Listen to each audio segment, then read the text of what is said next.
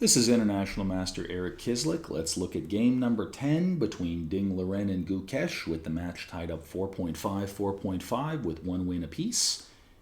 This was an interesting game where Ding Liren got a novelty in very early in the game on move 7, which almost nobody pointed out, but it did try to totally change the course of the game, so he did his best to shake it up. And, in a World Championship match, if you can get ahead on the clock, get the opponent out of book, you might be able to turn it into something. So let's take a look at what we got here. D4, knight f6, knight f3. Maybe seeing to see if his opponent is going to, let's say, play g6, play maybe a Queen's Indian. Let's see what he goes for. But he goes for d5 again. And now bishop f4. So he goes for the London system again. And keep in mind that his second is Richard Rapport, who's a player who I've actually beaten before he was a super strong grandmaster. So I have 1 win, 2 losses, and 1 draw. Although I did draw him when he was a pretty strong grandmaster. So that's a decent score, but it gave me a lot to analyze and think about from my games against him. But he's a super aggressive player. Back when I played him in his teens, he had like spiky pink hair in a mohawk. So he was like a pretty aggressive player. I was glad I was able to, fight hard against him and not give away free points to a much stronger player, in theory, at least by rating. E6, E3. Okay, standard simple development. Typically, black will go for C5, Queen B6 maybe, bishop to D6, try to trade off this bishop. So here he went for C5, and now Ding plays a heavily Richard Rapport influence line. Richard Rapport is the best grandmaster in the country that I'm in right now, board number 1 for the Hungary team. And he is, of course, helping Ding Liren. And what do I think was the big trap that he set? I think the big trap here was Queen B6.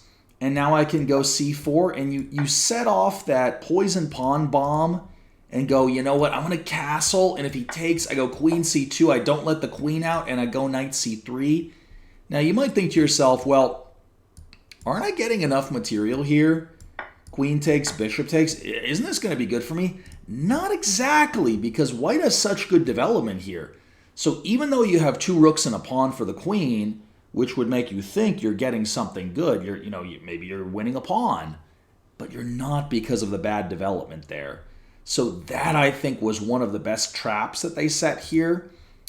But if bishop e7, now I can just go knight bd2, d takes c5. One of the common ideas is to go knight d4 in this type of a line. So if they go e5, well, you'll see. You'll see based on the setup if they go knight bd7. Knight bd7, rook b1. And now I go knight d4 because I have that idea, because they're blocking the bishop with the knight on d7. So if they play e5, boom, I hit that bishop there. I go back. Now, luckily for black, they take on c5. I take here. It really is only about equal. But I suspect that Gukesh didn't want to risk something like this. Probably wouldn't have recalled his preparation here anyway, because bishop e2 is a very rare idea compared to just the normal stuff with c3, bishop d3, those kinds of main lines, knight bd2 lines. So he just plays the common sense bishop d6. Let me challenge the opponent's strong centralized piece. I had a chapter in the black book behind me, Chess Logic and Practice. I had a chapter called Fighting Against Centralized Pieces. So the bishop on f4 is a good piece. The bishop on f8 was undeveloped. How about I trade it off? Really can't be too bad of a trade for black, and helps kind of relieve a bit of the cramp in the position. So what does Ding go for? Take C4, novelty.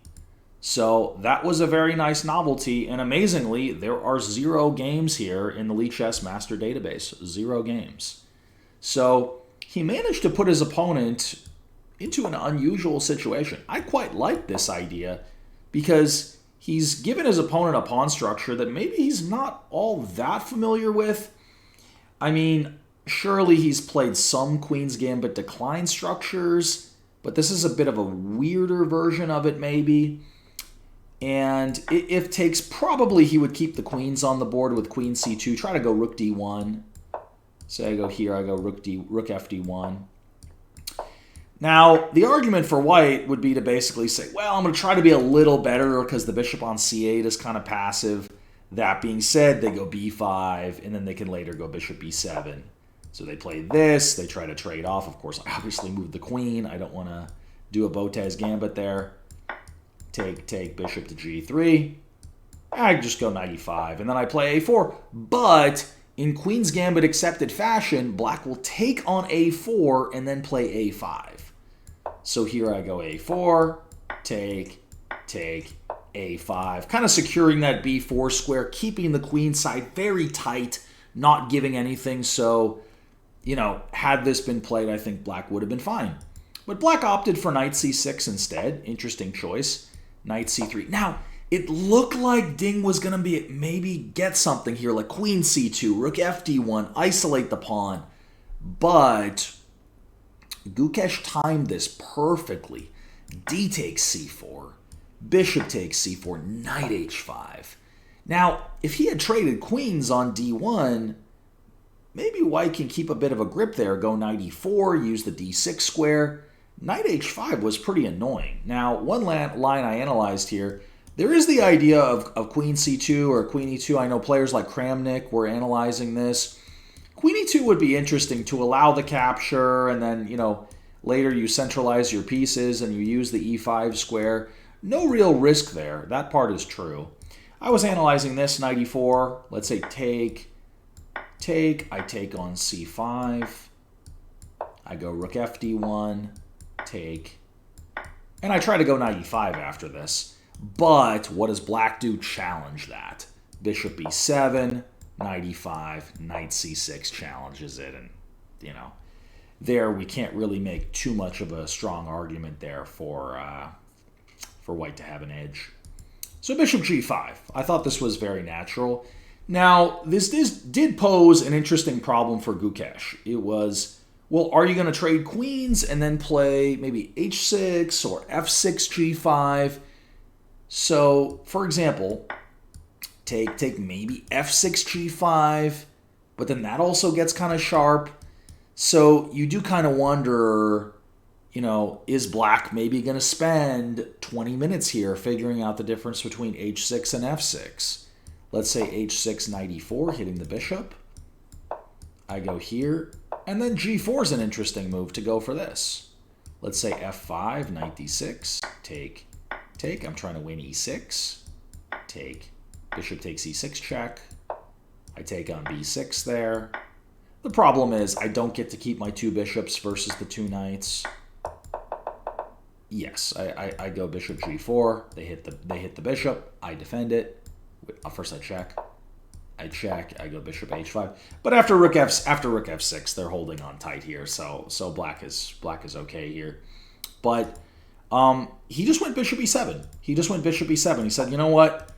I'm going to challenge all of your strong pieces. Anytime you go for a good piece, I'm going to challenge it. Now knight e4, Ding establishes a strong centralized piece. And he doesn't do anything fancy here. He just goes, you know what? I'm just going to trade it off. I'm going to trade off your e4 knight. I'm going to trade off your g5 bishop. I'm going to trade off everything, get it all off the board, and I should be fine. So knight takes f6 check. Bishop takes f6. I take on d8 now. And I thought this was the simplest choice. Now, he could have taken back with the bishop, but he just took back with the rook. And I had a discussion with someone earlier in the match about these doubled pawns. They said, don't these doubled pawns create a problem for black's pawn structure? In this case, the answer is no. The simple answer is there are only 4 pieces left, not counting the kings for both sides. 2 rooks, a bishop, and a knight.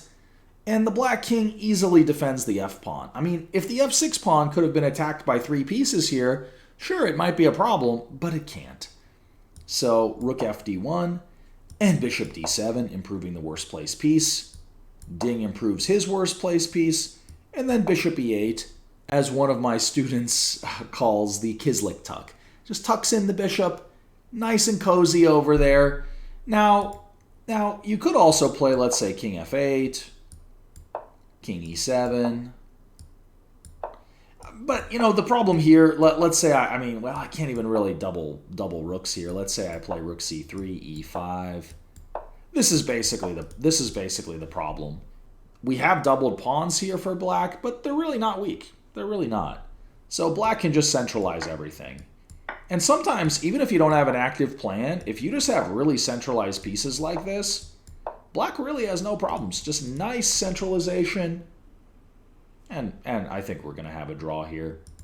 But bishop e8 was played. Okay. Rook takes, king f1, improving the worst place piece. And now black does the same thing, king g7. Could also play f5. Let's say I go here, king f8, king e2.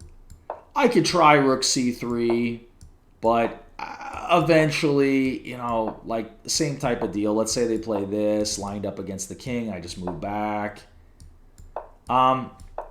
Yeah, I'm just illustrating some moves here just to make the point that black is just so solid here. Just like in the game, 97, trade off rooks. Good plan by Gukesh. So king f1, king g7, a3. Yeah, I could try to bring the king over, but they just play the same plan. f5, king f6. They're fine. So h3, a3. Now, it would have been interesting to play knight e5 just to change the pawn structure a little bit. He probably thought, hey, you know what? I don't think I want to put too many pawns on light squares here. But he could have done this and then put the bishop on d5 later. Let's say here, boom. And then bishop to d5. So he could have easily done that. That would have been fine. But just plays f5, king e1, king f6. Interesting play. Now, if I go here, he could play knight b4 because of the d3 square. And then knight to d5. That is rock solid. That is rock solid. And now stuff like rook c8, bishop c6. So rook c8. Let's say I just go back. Rook d8. I'm threatening e5. And then bishop c6 and bishop to e4. So there were a couple of other things that could have been tried here. But now black plays knight e7. Very good move. Very good move. Now he's just preparing to play that rook c8 move. And, let's say rook c8, rook c4. I could trade or just prepare to go bishop to d5 and just provoke the exchange. Bishop d5. Take. And I can go knight b6, knight d6, whatever. It's all just really solid here.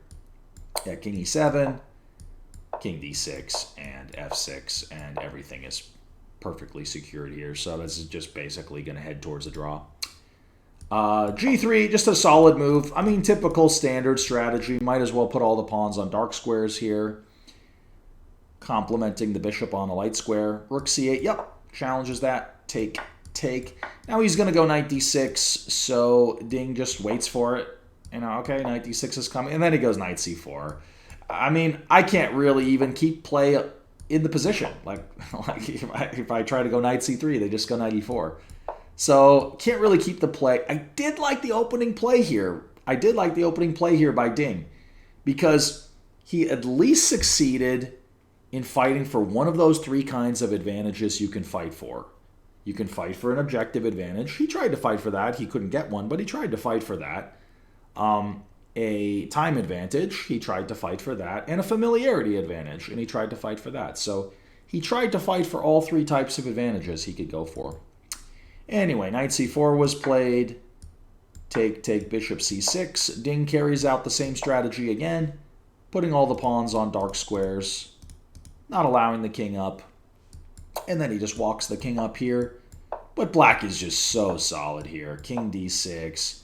No ability to penetrate. Yeah, king d4, h6. And we just repeat here. Bishop c4, bishop c6, bishop e3, bishop e7. Yeah, other players pointed out e5 check could have been played. f5 is not really going to be weak, but why bother? Why bother? White doesn't have a forward plan to make progress. So, a really airtight defense by Gukesh, but you know what? This is the third game in the match with 0 errors from both sides.